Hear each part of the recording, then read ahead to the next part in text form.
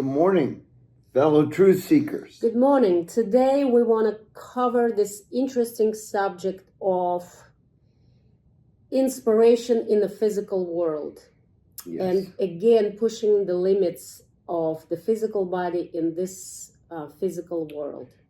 Yes. And the interesting verse from God's word that I can present from Matthew 16 that actually related to this subject.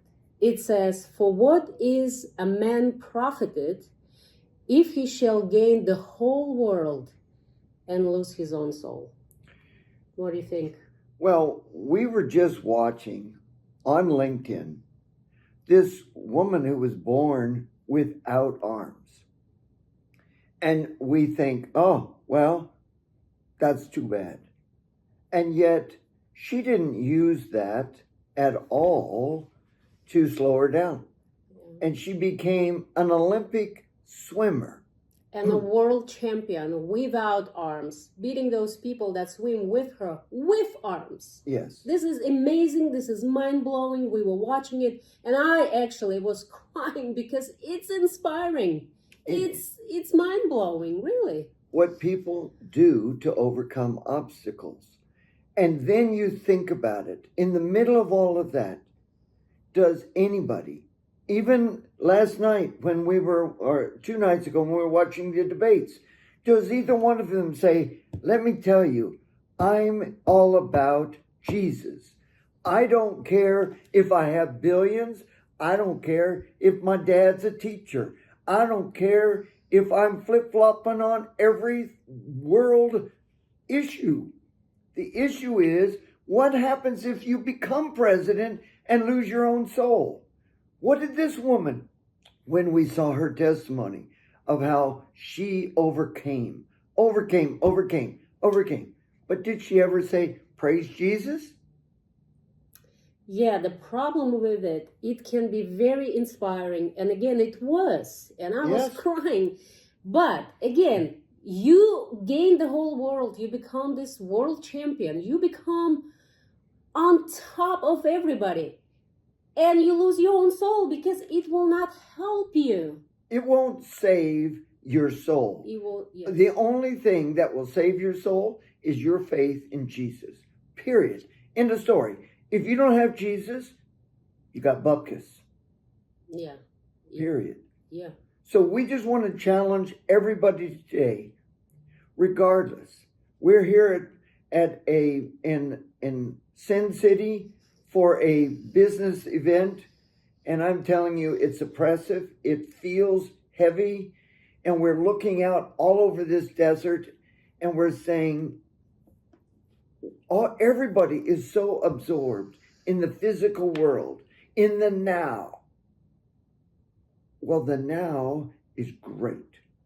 If now is the day of salvation. So guess what, fellow truth seekers? Now choose.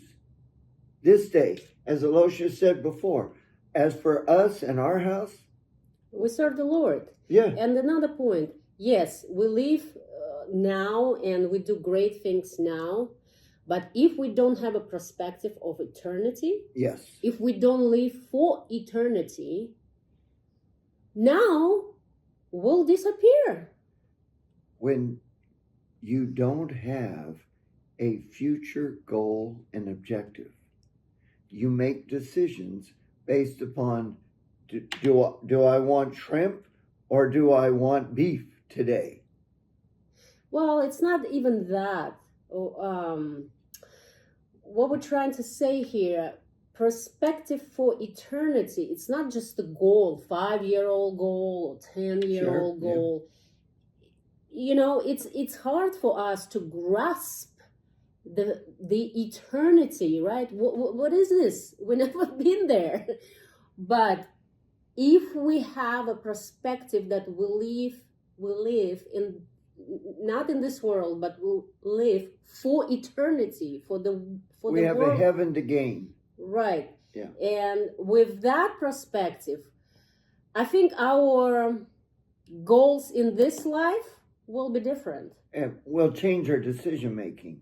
Totally, because this world will not matter anymore. Because if we live for eternity, it's a different world. It's a different perspective. And the goals of this world will not be that important anymore. And really, that's what's happened, is Satan has come into this world. I mean, he throws this temptation to Jesus, says, hey, if you worship me, I'll give you this whole world. But the point is, Jesus is saying, what does it profit you? Yeah. Right? Yeah. What does it profit you if you gain the whole world? Really? Okay? You're now a multi-billionaire. All right?